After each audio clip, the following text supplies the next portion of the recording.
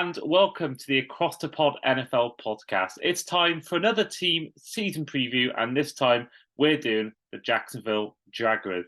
With me, I've got a returning guest from the podcast, a Jaguars fan all the way from the UK. With us today is Lee White, otherwise known on Twitter as BritJag. How are you? I'm really good, thanks, Andy. How are you? I'm good. It's good to have you on. It's about a month until less than a month until the season starts. So, we said it before in a previous episode, when preseason comes, it's all the regular season's just around the corner. It's a bit like when I was a kid, I used to always, when I was like 10, 11, always to see I'm a Celebrity coming on and going, all right, Christmas is here soon. I feel like a bit like that with the NFL now, where when I see that Hall of Fame game happen, the first lot of games teams, you're seeing maybe a quarter, maybe half a quarter from some of the starters. It's coming around the corner. And I think that really built up the excitement because you got a lot of the off season where it's, a lot of same stories being repeated again and again. The draft lasts for 2 months, mock drafts and all that. So I think when you finally see that first ball kicked in preseason, you know that all those months of waiting, it's almost time for it to begin. Yeah, definitely. It's especially compared to a lot of other sports. I feel like the off season for the NFL just is such a long period, and it feels like it drags at time. But as you say, we're nearly there now. It's in sight, and yeah, I can't wait. I don't know about you, but I find that when the first year, because I became a fan of the sport 2009, I didn't really watch it properly, like in depth, until about 2015, 2016 time. I remember that first off season I had, it felt like eternity. Because my first summer, I really was thinking, right, I'm really gonna get into the NFL. When I watched Super Bowl, then you got 7 months away, and you're thinking, it just felt like me for absolute ages. But I find every year it's getting faster and faster. I don't know whether I'm just getting older or whether there's more maybe off-season stories like the Aaron Rodgers stuff and Lamar Jackson and all that makes it seem quicker. I don't know, but yeah, certainly. I remember my first time I experienced an off-season. I just thought, having been used to a football season where you only really get 2 months, at most off for each team, I think it was a real shock for me. But I think now it's just almost part of the routine now. Yeah, definitely. I was actually talking to my friend the other day, like how we seem to have now got an influx of like Netflix shows and like that callback show. We got like Hard Knocks now and all these kind of things, and it just feels like they've all kind of all come at once again. It's like where were you a few months back when we knew we were like in the rough summer with no football at all? And yeah, but it's as you say, nearly here now, so and I can't wait. And I think it probably helps that for me the off seasons felt short because the Jags were competitive a lot longer and into the playoffs, so that was a as an added bonus. Yeah, I think certainly if your team, like say if you're I won't say Cardinals fan because you got the excitement of potentially getting a Caleb Williams or a Marvin Harrison Jr. But say if your team, like trying to think of a really mid tier team, maybe like I won't say Tennessee because I think it could surprise, but maybe someone like I don't know, Los Angeles Rams, for example. You haven't got any, I don't believe any first round picks next year. You're probably not gonna compete for a Super Bowl. Where's the excitement coming? And I think certainly I felt it in 2019 a little bit when I thought, like, what's going to happen here? I don't think we're going to do anything. And I think for those fans, I think definitely can seem longer because you're waiting 7 months for basically, it's going to be nothing. Whereas I think for yourselves, for obviously Chiefs and Bengals fans and Eagles fans, I think they probably can't wait to get going. You mentioned documentaries there. I actually watched today the Johnny Manziel documentary. I don't know whether you've got time to watch that yet on Netflix, but that is something I would really recommend to anyone listening to this podcast or watching on YouTube. That is a really, really good documentary. I don't know whether you've seen it, Lee. No, but funny if that's what that she brought that discussion up was the Johnny Manziel one, and like I say, we were then kind of listing off the other ones that have all seemed to have dropped quite close together, and it's like, well, why, Yeah. why are you doing it all now? Like we've had the whole off season, like it would have been great. But yeah, no, it's that's I've watched Callback, I've watched first Hard Knocks, and the Johnny Manziel one's kind of next on the list, I think. Yeah, it's really, really good. Right, going on to the Jaguars off season now. I found them because sometimes you find that articles where they got the whole ins and outs in one page. Sometimes they don't. I found the Jags the hardest one to sort of find any real major ins and outs, in terms of ins especially. I mean, the main outs, you've got Marvin Jones Jr., Arden Key, Jawan Taylor, Dan Arnold, Shaquille Griffin, as well as re-signing Evan Ingram. The only real ins I can find of any note, and do correct me if I've forgotten someone big here, but I found Calvin Ridley and Brandon McManus, and that's really about it. As well as this, in the draft, he took offensive tackle from Oklahoma, Anton Harrison, 27th overall, as well as Brenton Strange, tight end from Penn State, 61st overall, and Tank Bigsby, running back from Auburn, 88th overall, to name a few of your draft picks. Overall for you, Lee, thoughts on the offseason for your team? Yeah, it's been somewhat quiet. I think we were fairly happy with the roster we had. Um, as you mentioned, we haven't really bought anyone in. The draft class was a big one for us. It was 13 picks overall. There was a lot of anticipation that there'll be trades and moving around the draft involved, but that didn't happen for whatever reason. But I think the big win for the offseason for us was getting Evan Ingram back. I think that was the priority of the front office. We've extended a couple of other players going into the future. Devon Hamilton is a big one for us.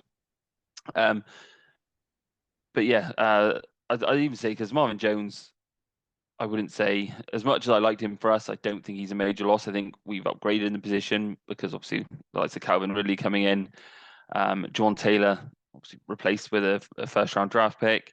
So the one of note really is Arden Key, because I felt like our pass rush struggled last year, and he was quite a key part of it. He wasn't kind of one of the top stars, but he certainly contributed. So that's probably the only real loss of note. The Ridley addition is great and it's exciting, but I think we had because of the trade and how it came about, we had the excitement of that during the season. So we didn't kind of get that during the free agency bit. So in free agency, it was just kind of silence from the Jags and just not a lot going on really. So it was a bit anticlimactic, because our free agencies in the last couple of off seasons have been quite exciting, and a lot of new additions coming in. So it was a bit of a shock to the system, but I think that shows growth as a team when you don't need to sign a lot of players through free agency. I think that shows that the team's improving and there's a solid base to kind of go from.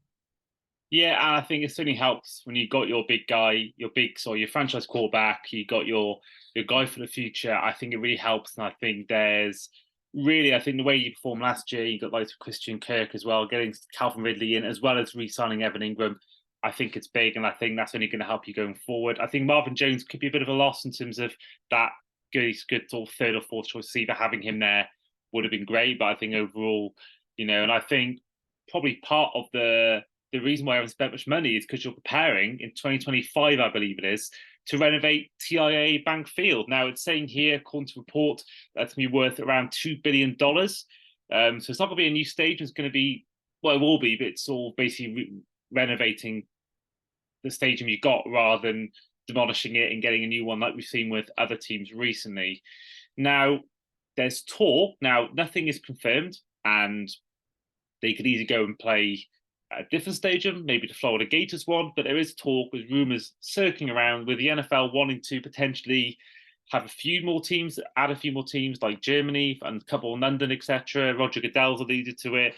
There is talk of, in the 2 years it takes to renovate TIAA Bank Field, the Jags could play in London. Now, this would be 8 or 9 games, or probably 8 games one year, 9 games next year at home.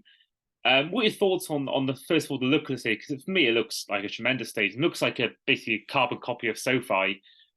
What's your thoughts on that and the potential of potentially having 2 straight years playing in London, and if it's even going to happen? So yeah, first of all, the stadium, it looks incredible. It's definitely needed. The bank is one of the oldest stadiums in the league, I believe now, and it's showing its age. It's had kind of over the years, it's kind of had plasters put on when really bigger work needed doing. It's just kind of been ticking over and kind of doing the bare minimum. So we are long overdue for a nice new stadium. There's a lot of problems. There's no shelter, and obviously during the the first kind of month or so of the season, the Florida heat is quite unbearable at times, and especially when you've got to sit in it for kind of 3+ hours. You hear a lot of stories of people struggling in the heat, with no escape from it, basically. And unless you want to leave your seat and kind of go away from the game, you're stuck there. So I think it's well overdue. It's been talked about for a while. In regards to the relocation while they do it, um, as much as I'd love it to be in London for a year or two, I don't see that as being a kind of a viable option, really. The locals are already kind of quite upset that they kind of lose a game to London every year, understandably. I can't complain about it personally because it works out great for me, but I understand where they're coming from. Realistically, it's going to probably be one of three. I would imagine, as you mentioned, Gainesville, Florida Gators. There's talk of them using Daytona, the racetrack, or I believe it's Camping World Stadium in Orlando, which again is a smaller stadium, but would be a more realistic option. And as disgruntled as the locals might be about having to travel there, that's a much more kind of realistic option than coming all the way over here. And yeah, I think it would be quite a lot to ask the players to kind of uproot to another country for a year, because I think it would be all kinds of complicated. Because I know playing in Florida has tax. You don't have to pay tax and things like that. I don't know the ins and outs of it exactly, but that's a perk that is quite often mentioned when players join us. That would be lost if they had to come to the UK for 2 years, and I think it would get quite complicated. So I don't think that would be an option for now. Like I said, as much as I'd absolutely love it, but I just don't see that happening right now. Yeah, I mean, I speak for a lot of NFL fans. Where I think if that news came out, I think it'd be transformational for the UK fan base, because not only would it almost be an audition to see whether the UK can have a franchise, I think as well, with what's every year now seems to be a continuous issues with people getting tickets. Um, then I think that if you can have a thing where it's 9 games a year, everyone will be able to at some point get tickets. I mean, there probably also be problems. It is Ticketmaster, but I do think it'd be great for even if for 2 years and that's all we get ever. Then I think that'll be something that we'll look back on with memory. And I think that I would certainly try and get a season ticket if I can. That'll be an amazing thing to go to 8-9 games a year. But yeah, going back to the stadium, of course, I was in TIA Bankfield last year for the Giants game, and you mentioned about no shelter. I was dying for shelter. It was about 24 degrees. It was mid-October, and I literally have, going. I've been somewhere it was raining, and I was wishing it was the other way around. But yeah, I can tell you that I found it unbearably hot, and it was like there was no shade even slightly. So yeah, I can see why. I can see what you mean, though. I know exactly how it feels, but I thought it was a good stadium. I really enjoyed it. You walk in and Gangsters Paradise is playing, and when I walked in anyway, and there was like, obviously I was very near the pool, which there were people there who clearly weren't there to watch the game, but either way, it was really cool to have that. And what I found as well, which was pretty cool, I don't think I saw any of the stadium, was that you could actually watch Red Zone in between plays. They had a little screen on one of the corners, which happened to be near where I was, where they had Red Zone playing in the background, so you could literally watch the other games going on whilst there was a break in the Jags game, which I thought was really cool. But I can also see why there is a need for renovation. Now, we mentioned Trevor Lawrence just before. Of course, he had an amazing sophomore season. Of course, rookie year came in under the Urban Meyer situation. That didn't go to plan. Last year, he had a really good year, and he probably established himself as a top 10 quarterback in the league. Now, we've seen progression from that. Now, in terms of his third season going into 2023, just how far do you think he can go coming up this season?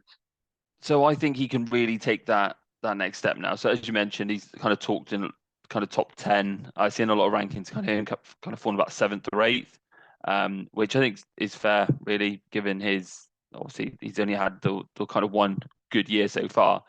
But the second half of the season, when he really kicked on, he was, those final 9 games, I believe he was ranked one of the top kind of passer rating in the NFL, one of the highest completion percentages in the NFL.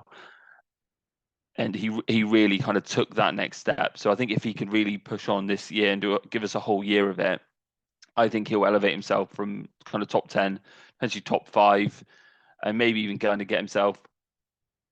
Obviously not in the I wouldn't say the Mahomes kind of category, because I think he's in a kind of category all on his own. But I think he could be knocking on the door of the kind of the Josh Allen, the Joe Burrow, kind of the next tier down. I think he could be knocking on the door of the second tier.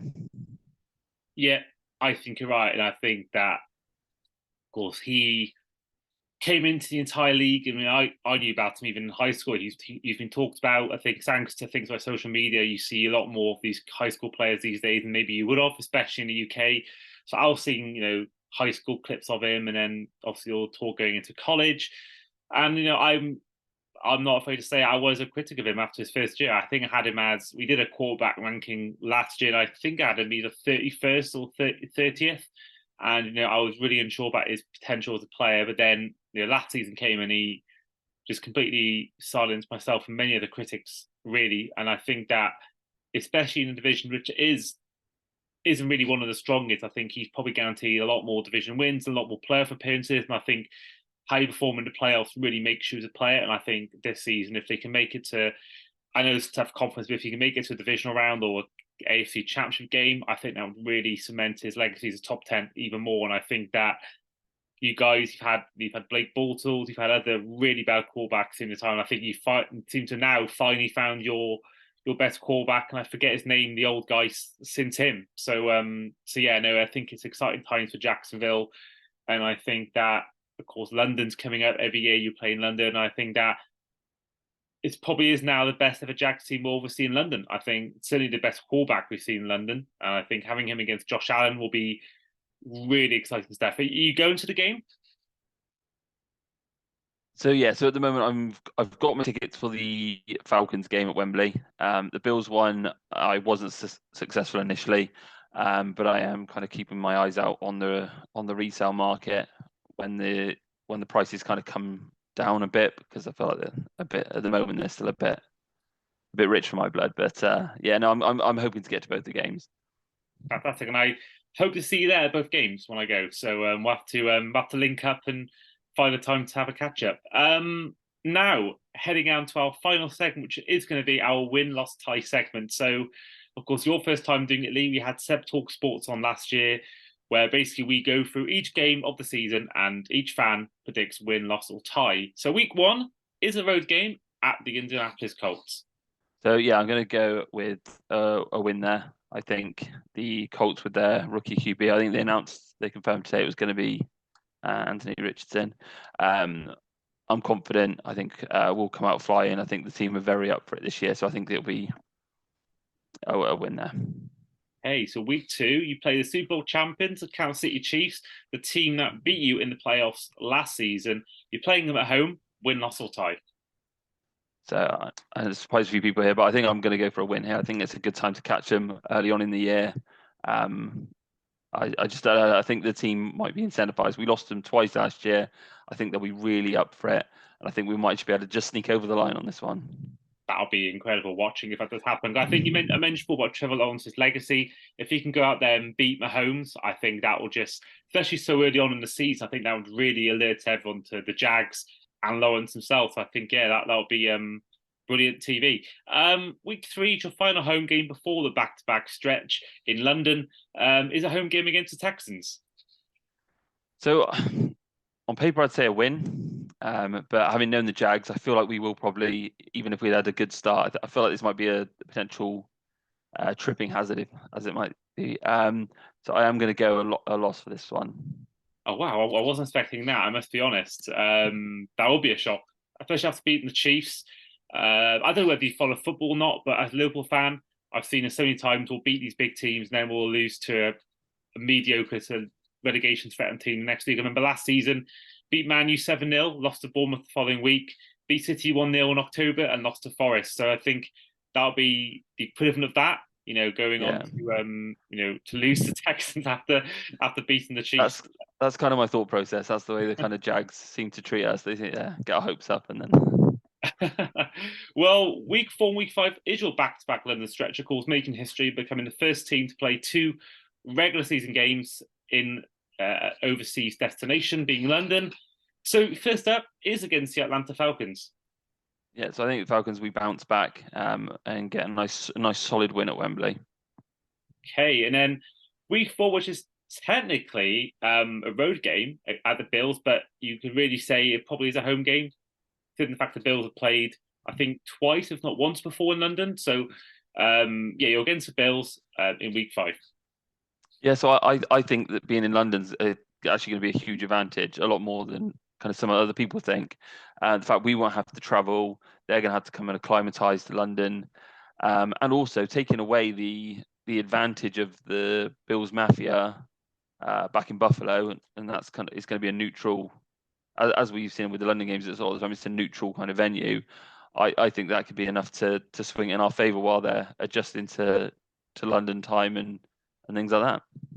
I think you could be surprised because in our Bills episode, I caught up with Will Bradley, who's the founder of Fans Buffalo, with basically like a travel agency that they take Bills fans to every road game. And yeah, I know there being a lot of Bills fans from America are coming. There's friends of mine I made when I was in Detroit last year. David, who's been on the podcast before, him and a few others, such as Karen and Brandon, they're all coming down to watch a game. I think there's going to be. I think as well, there's a bit of a Bills following the UK now, so I think you might be surprised. I think, especially with 2 Jags games, I think we could see a completely outnumbered for this game. I think we'll see more Jags fans for week 4, but I do feel like you may be surprised how many Bills fans turn up for this one. I think they're gonna come strong. Okay, yeah, no, I just think there'll still be a lot of neutral fans with tickets as we see with all the London games. So that will help, I suppose, neutralize it a bit, if nothing else. Yeah, I mean, I'll be there. Probably wear my Dolphins jersey. Tom Morton's coming with me. He's probably wearing his Giants jersey. So yeah, it probably will be Vikings jersey, Saints jerseys, Cardinals jerseys, all sorts. I'm not against the idea of it being all just. I said before that I actually do think one day with the amount of tickets in demand, they should. I think you should register for tickets once. You have your team there, and I think therefore, if your team linked to your account is playing in that game, tickets are going on sale for. I do think that that'll be, I think, a good chance to try and appease ticket issues if you get the first refusal. I know a lot of Titans fans can't make the game because against Ravens, and Ravens fans the same because they've been outdone by Cardinals and Rams fans who are going to the game instead of them. And I think there's a big problem in that sense with tickets in London that is so popular now. I think you can do that system where you have that thing on your account where you get a first refusal. So I think that would really help have that advantage, home advantage to I think that would really help elevate the London games even more. So I think that's something that maybe NFL UK should look into. Well, you're home again, back in America in Jacksonville, in week 6 against the Indianapolis Colts. Yeah, so I think we actually do the double over the Colts because I don't know if you're aware, but I can't even remember the years now, but it's been like X amount of years since they've managed to get a win at Jacksonville, even at our worst. Like the year we went 1-15, they were the one we beat them. Even at our worst, we beat them in Jacksonville. It's just something that seems to happen. So I'm certainly not going to bank on that ending anytime soon. Yeah, I'm just looking up the record now. So looking at the last time you lost at home to the Colts, let me have a look at this. Colts. I think it might be like 2012 or something like that. I think here it's saying it's 2014. I think here Oh, 2014 maybe. They won 44 points to 17. I'm looking. Oh, I okay. can't see any others really. I mean, you've got a few losses in Indianapolis, but yeah, either way, that's like 9, 10 years now. So that's yeah, it's a yeah, pretty good streak. So yeah, I think that will keep going. and it's not as if they're a team that's really looking like they could threaten. I think the Colts. I think, and I'm going to mention it in our predictions episode with Stephen Luke, but I can see him being no higher than 3rd or 4th, even if Taylor plays, even if Richardson hopefully becomes a player that I love, the Florida Gators. I just don't see, especially in a rookie year, him doing it. So I think they could really struggle this year. Now, week 7 is a road game in the Superdome against the New Orleans Saints. Yeah, so I think this is a real tough one for me because I'm torn because I feel like on paper the team itself, I think we probably edged the Saints with our offense, but I think the Superdome could be a deciding factor. So I'm very torn, but I think I might go for a loss for the Jags on this one. Okay, so that means going to week 8, you're playing the Pittsburgh Steelers on the road. So this one, it's more I'm going with my heart over my head because the Steelers, outside of our division, the Steelers is kind of one of our rivals. We've had some big playoff games against them in the past, and like I say, other than those the three in the AFC South, they're kind of the next team down. So I'd really like to get a win over those. So I'm going to go for a Jags win there. Okay, so that means going into your week 9 bye week, you're on a 6-2 record. So you go into week 10 off a bye against at home to the 49ers. I'm going to go for a loss on this one because I do think the 49ers are a very, very good side. Um, if I'm honest, I think this could probably potentially be our toughest game. I think this one I've got more concerns about than even the Chiefs game. I'm not sure why, just a kind of gut feeling, but I think it's going to be a tough game. So yeah, I'll go for a loss for the Jags on that one. Yeah, I mean, they'll certainly be one of the teams, unless they have their usual annual injury crisis, and I think they'll be a team that will be going far in the postseason. Let's put it that way. Week 11, back at home again. Sorry, but this time against the Titans. Yeah, so I'm going to go for beating the Titans. Like I said, our number one rival, so there's no way I've got us down as losing to them. Love it, love it. Talking of rivals, you're playing the Texans next, but this time on the road. Yeah, I don't think they're doing the double over us. So they might have caught us sleeping in the first one, but I think we kind of get a bit of payback this one. Love it, love it. Week 13, you mentioned the 49ers being tough. This is one of the ones that you probably have in that same bracket. You're at home to the Cincinnati Bengals. Yeah. Again, this is another one. I don't. I feel like we might be able to edge it. It's a tough one. Yeah. No. I say what it's. This one's at TIA Bank, isn't it? Yeah, yeah. Yeah. Yeah. I'll say that gives us the slight edge. I think we can another shock win there. Okay, and I'm loving these predictions. Completely. I didn't think he'd lose to the Texans, and I didn't think he'd beat the Bengals. So it's causing me and probably the audience a few surprises. So I'm loving it. Yeah, I Um, think it's probably just the off-season optimism kicking in a bit, but yeah, it's fun to get carried away. yeah, that's the beauty of the off season, isn't it? Like every fan base has hope. That's the beauty of it. Even Cardinals fans have that hope. So it's yeah, exciting time. And most fan bases get the hard dose reality after weeks 2 and 3. Yeah. Week 14 is a road game, this time against the Cleveland Browns. Okay, yeah. So I'm gonna go for a win against the Browns. I think they're a kind of I don't know. I just get a vibe they're a kind of very middle of the road team. Not really sure what to expect from Deshaun Watson. Last year, well, based on his contract, he vastly underperformed. Um, if he can turn that around, I think they could be a good team. If that kind of continues, I think they'll be very middle of the road. So I'm going to go for a win there. Okay, well, I mentioned my quarterback rankings episode on this podcast. I did have the Sean Watson as my worst starting quarterback in the league. So if you want to find out why I've said that, go back to the episode and find out why. I do give some reasons. Week 15 is a home game against the another AFC North team in the Baltimore Ravens. Okay. So we got the win against them last year, right at the death. They're going for 2 points. I do think this might be a tough one. Obviously, Lamar Jackson is a very good quarterback. I think this one might mark this one down as a loss. Hey, so week 16 is on the road to the Tampa Bay Buccaneers.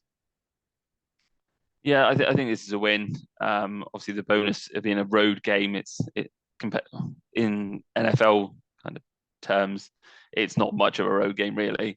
I think they are in a transition period. Really, I think after losing Tom, I don't really rate Baker Mayfield all that much. If he is even the starting quarterback come to week 1. But no, I think we have enough to to beat Tampa Bay.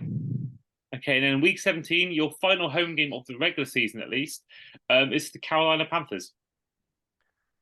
Yeah, so I think it's come down to depend on the situation. If we've got the division wrapped up and we've got a good, and it has no impact on the kind of rankings, then potential loss. But I think on paper we've got enough to beat the Panthers as well. So yeah, I'm going to put us down for a win. Why not?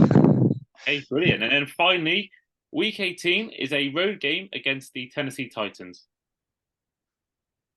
Okay, so yeah, I think this could be potentially, if like I say, it will come down. If we've got something to play for, I think we've got what it takes to beat them if we need to. But I've got a feeling that the division could be wrapped up by now, and I still think they aren't the team they were a season or two ago. But with the likes of DeAndre Hopkins, they've still got enough to cause teams problems. And as much as it pains me to say, I think that we might lose that one. Okay, do you think maybe the chance maybe that if you got sort of like divisions wrapped up, but then, for example, you've got that maybe potentially, judging by this record, you're maybe the first seed to play for, maybe second seed to play for. Do you think that could maybe mean come to week 18 you might play your starters? Yeah, if there's something to play for, Doug's very go for it kind of attitude. As we saw last year, and we saw during his time with the Eagles, he'll go for it if there's even a 1% shot. So I think that'll play a big part come to that game, because obviously it was the Titans that we played in the final week of the season last year, and we had to win to get into the playoffs to secure the AFC South. So we could see history repeat itself again, and if that's what it takes, then that's what it takes. But like I say, if it is wrapped up and a win makes no difference, then personally I'm of the mindset of why do it? Why risk Trevor, any of the starters, or too many of the starters anyway? So yeah, no, it will definitely come down to the situation, I think, with that one. Yeah, and I think that's a charge to prove last year against you guys. Don't always play starters week 18 if you've got nothing to play for, because that came back to bite them. But that is really your record now, without loss, finishing as a 12-5 record. So that has you at the moment as the fourth most optimistic fan of our current mini-series. You've had 15 fans on and 14 teams, and you are the fourth most optimistic team. Only Roy Joe Daniels, our Bengals fan, in third. Only Charlie Nelson, our Bills fan, with a 13-4 record in second, and Paul Hope, our Niners fan, was 14-3 ahead of you. So that's a pretty confident, optimistic feeling for you ahead of the season. Yeah, and like I say, it may just be me getting carried away. As you mentioned before, it's been a long time since we've had a quarterback like we have. Calvin Ridley, I think, is one of the best wide receivers we've had in a long time. And I think he'll make a difference, because our offense was good last year. And with him adding him to the offense, I think that could potentially open it up to that next level. And we could cause quite a few teams a lot of problems. Speaking of problems, 12-5, you would think, well, especially in your division, probably win you the division and get into the playoffs. So you get to the playoffs. How far will you go in the playoffs? That's a little bonus prediction. So I think I'd like to make it to the AFC Championship game. Got to the divisional game kind of this year. Be nice to kind of just take it one step further. I still think we've got a young roster. We've got a lot of kind of draft picks contributing this year and players on their rookie contracts. So I think there's still going to be an element of a learning curve.